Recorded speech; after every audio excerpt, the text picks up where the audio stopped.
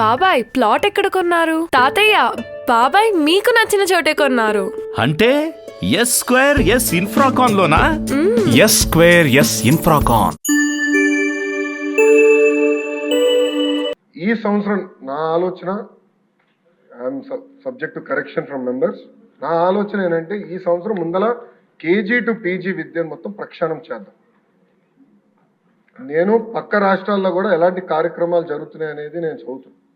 ఉత్తరప్రదేశ్లో నిపుణ్ కార్యక్రమం చేస్తున్నారు, ఢిల్లీలో కూడా అనేక కార్యక్రమాలు చేస్తున్నారు. నేను కూడా అది మొత్తం రివ్యూ చేస్తున్నాను. నేను కూడా ఫీల్డ్ విజిట్స్కి వెళ్ళాల్సిన అవసరం ఉంది. ఒక పక్కన విద్యార్థుల కోసం మనం డబ్బులు ఖర్చు పెడుతున్నాం, మిడ్ డే మీల్స్ కార్యక్రమాలు ఇస్తున్నాం, ఇన్ఫ్రాస్ట్రక్చర్ ఇంప్రూవ్ చేస్తున్నాం.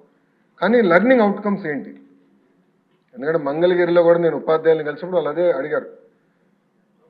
6వ తరగతి వరకు మీరు ఏం నేర్పించకుండా మాకు తోయేసి మంచి మార్కులు రావాలంటే ఎట్లా వస్తాయి? సో లెర్నింగ్ అవుట్కమ్స్ ఎట్లా మెజర్ చేయాలి అని దానిపైన కూడా మేము చర్చిస్తున్నాం.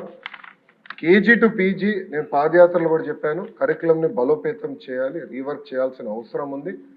అది చేసే ముందర పక్క రాష్ట్రాల్లో ఏం జరుగుతుందో కూడా నేను చూస్తున్నాను అధ్యక్ష. దానివల్ల వాళ్ళకి వచ్చిన అవుట్కమ్స్ ఏంటి అనేది మేము చదువుతున్నాం. ఆ మొత్తం రోడ్ మ్యాప్ ప్రిపేర్ చేసి సంఘాలతో కూడా మేము చర్చించి అందరు బయ్యన్ అయిన తర్వాత ఆ రోడ్ మ్యాప్ ప్రజల ముందర పెట్టాలనేది నా లక్ష్యం. దాని తర్వాత ప్రజల దగ్గర నుంచి కూడా అభిప్రాయ సేకరణ చేసిన తర్వాత ఆ కార్యక్రమాన్ని మేము అమలు చేసి నెక్స్ట్ అకాడమిక్ ఇయర్కి తీసుకొస్తాం. అంటే గత ప్రభుత్వం లాగా రివర్స్ టెండరింగ్ అనే హడావిడిగా చేసి పోలవరం ఎట్లయితే సర్వనాశనం చేశారో అలా నేను చేయదలుచుకోవాలి విద్యా వ్యవస్థని. విద్యా వ్యవస్థలో కూడా సిబిఎస్ఈ కరికులం అన్నారు, కొన్ని స్కూల్స్ ఏమో CBSE curriculum with CBSE examination అన్నారు, మళ్ళీ మధ్యలో ఐబీ అన్నారు, తర్వాత టోఫెల్ అన్నారు, డిక్షనరీ అన్నారు. అంటే కొంచెం గందరగోళంగా ఉంది. ఇది మొత్తం కొంచెం స్ట్రీమ్లైన్ చేయాల్సిన అవసరం ఉంది.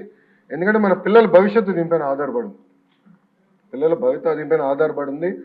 సో సిస్టమేటిక్గా చేయాల్సిన అవసరం, తొందరపాటు నిర్ణయాలు కాకుండా సిస్టమేటిక్గా చేయాలనేది నా ఆలోచన.